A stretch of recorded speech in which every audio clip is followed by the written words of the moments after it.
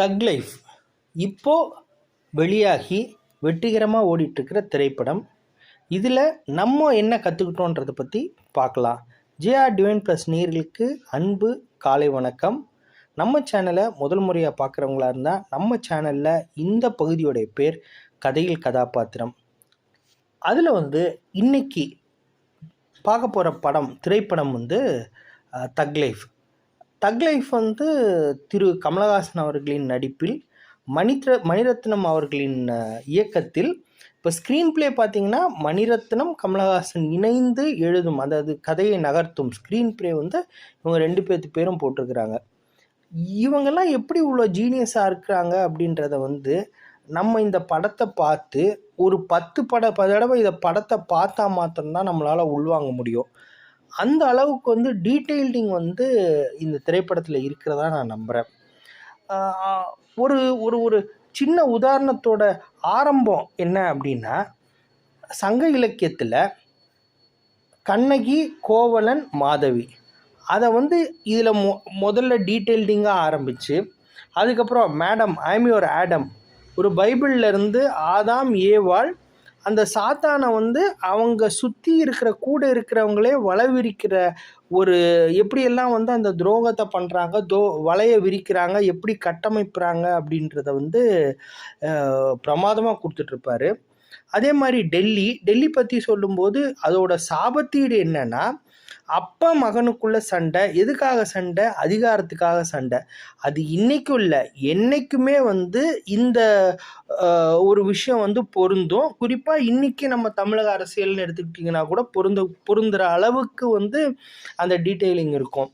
இதில் ஒவ்வொரு விஷயத்துலையும் பார்க்குறீங்கன்னா இணைக்கிற புள்ளி இப்போ நான் சொல்கிற சங்ககால சிலப்பதிகாரத்திலேருந்து, பைபிள் கதை ஆடாம் ஏவாள்லேருந்து, மொகல் எம்பையர்ஸு, டெல்லி சுல்தானேட்டோட அவங்க கதையிலேருந்து ஒவ்வொரு விஷயத்துல இருந்தும் ஒரு பாயிண்ட்டை எடுத்து இதில் கோர்த்துருப்பாங்க. அதை எப்படி தான் பண்ணுறாங்கன்னு ரொம்ப ஆச்சரியமாக இருக்கும்.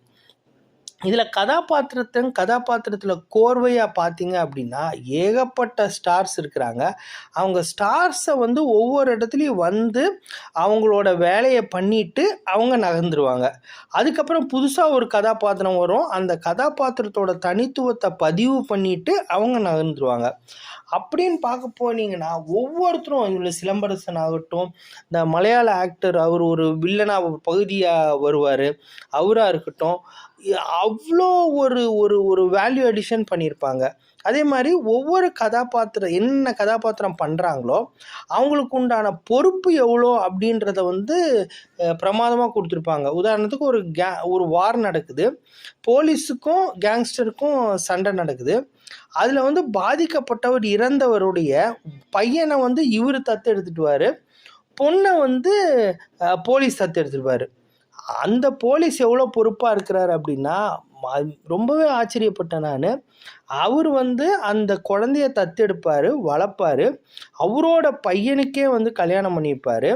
ஒரு கட்டத்தில் அந்த கல்யாணம் ஒத்து வரல அப்படின்னும்போது அவரோட பையனுக்கும் அந்த வளர்ப்பு அந்த தத்தெடுத்த அந்த பொண்ணுக்குமே டைவர்ஸ் வாங்கி கொடுப்பாரு. இவ்வளோ டீட்டெயிலிங்கும் அந்த ஒவ்வொரு கோர்த்து எப்படி அதை வெளிப்படுத்துகிறாங்க அப்படின்றது 10 தடவை பார்த்தா தான் நமக்கு புரியுமே. இன்னொன்று பார்த்தீங்க அப்படின்னா, இதெல்லாம் சில பேர் இந்த விமர்சனத்தில் இப்போ ஈஸியாக சொல்லிடுறாங்க, எனக்கு கதையே புரிய மாட்டேங்குது, ஒன்றுமே எனக்கு பார்க்கவே இல்லை, உட்கார முடியலன்ட்டு.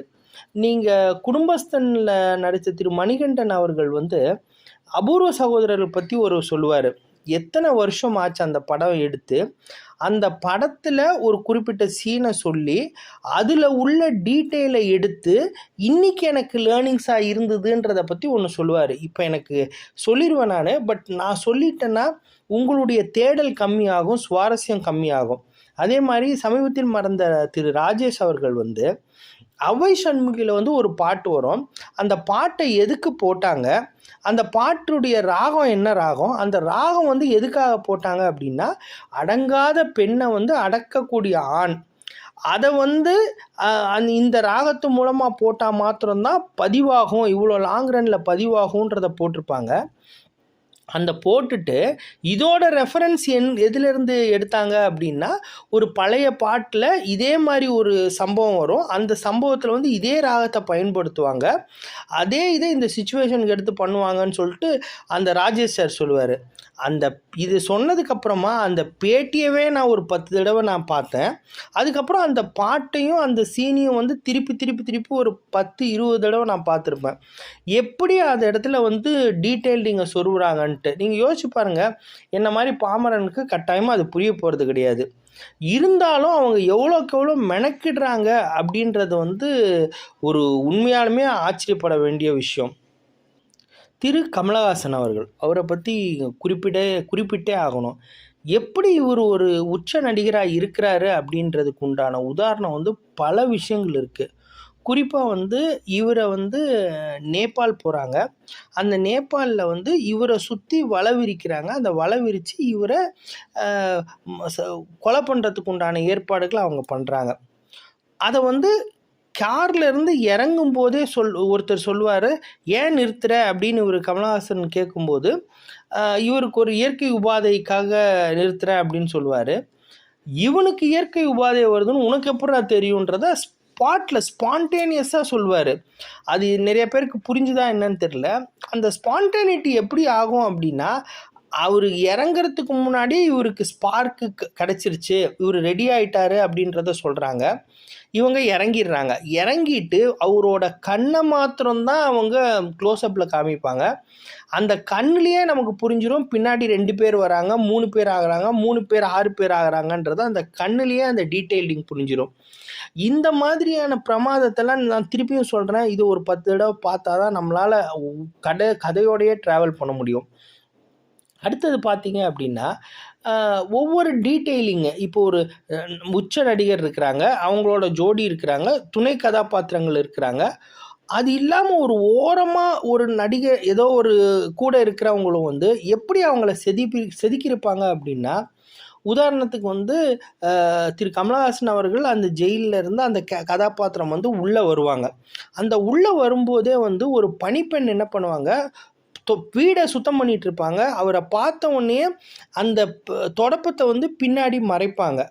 என்ன விஷயம் அப்படின்னா, அந்த வீட்டு தலைவன் வரும்போது இந்த மாதிரியான தொடப்பம், அழுக்கு துணி, இந்த துவைக்கிற விஷயங்கள், பாத்திரங்கள் இதெல்லாம் வந்து அவங்க முன்னாடி வரக்கூடாது அப்படின்றத வந்து ஒரு சம்பிரதாயமாகவே சில குடும்பங்களில் கடைபிடிக்கிறாங்க.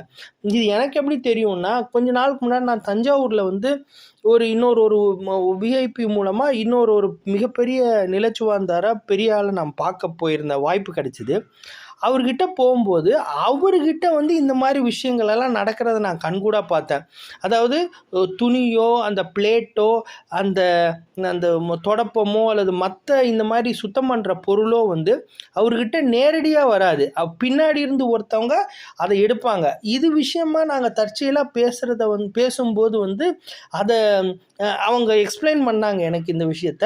இதை வந்து இந்த படத்தில் நான் பார்த்தேன். எப்படி தான் இந்த டீட்டெயில் எல்லாம் கண்டுபிடிக்க முடியுது அப்படின்றது, இவங்களை கண்டுபிடிச்சி அதை இந்த ஸ்க்ரீனில் கொண்டு வராங்கன்றத வந்து ரொம்ப பெரிய ஆச்சரியம். இதனால தான் இவங்கெல்லாம் அவ்வளோ உயரத்தில் இருக்கிறாங்க. அந்த அளவுக்கு டீட்டெயிலிங்கை கொண்டு வந்து நம்ம இதெல்லாம் இப்போது நான் இப்போ சொன்னால் கட்டாயமாக உங்களுக்கு புரிஞ்சிடும், நேயர்களுக்கு அறிவாளிங்க புரிஞ்சிருக்கும். இன்னொரு தடவை நீங்கள் பார்த்தீங்கன்னா சாதாரணமாக வந்து நம்ம கட்டாயமாக கவனிக்கவே மாட்டோம் அந்த சீன் எல்லாம். ஆனால் அந்த கவனிக்கிறது அந்த ஒரு கடைநிலை ஒரு ஆக்டருக்கு கூட ஒரு ரோலை கொடுத்து அதுக்கு பின்னாடி இவ்வளோ டீட்டெயில் இருக்குன்னா உண்மையாலுமே ஆச்சரியமான விஷயம். உங்களுக்கு இந்த மாதிரி ஏதாவது விஷயங்கள் நீங்கள் பிடிச்சிருந்ததுன்னா அதில் நீங்கள் ஆச்சரியப்படும்படி ஏதாவது இருந்தது, கதை நகர்த்துகள் இருந்தது, நீங்கள் அதை கவனிச்சிங்கன்னா நம்ம கமெண்ட் செக்ஷனில் தெரியப்படுத்துங்க.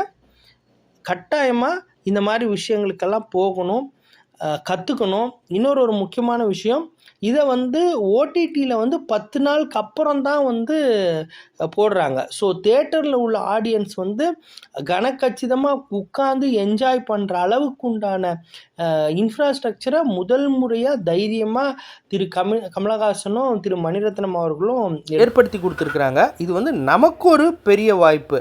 அதை பயன்படுத்தணும், நம்மளும் தெரிஞ்சுக்கணும். நம்மளும் பல துறைகளில் வந்து நம்மளோட அறிவையும் புலமையும் புஸ்தகங்கள் மூலமாகவும் நம்ம ட்ராவல் மூலமாகவும் பல்வேறு விஷயங்களாகவும் நம்ம வளர்த்துக்கணும். காணொளி உங்களுக்கு பிடிச்சிருக்கணும்னு நான் நம்புகிறேன். வணக்கம்.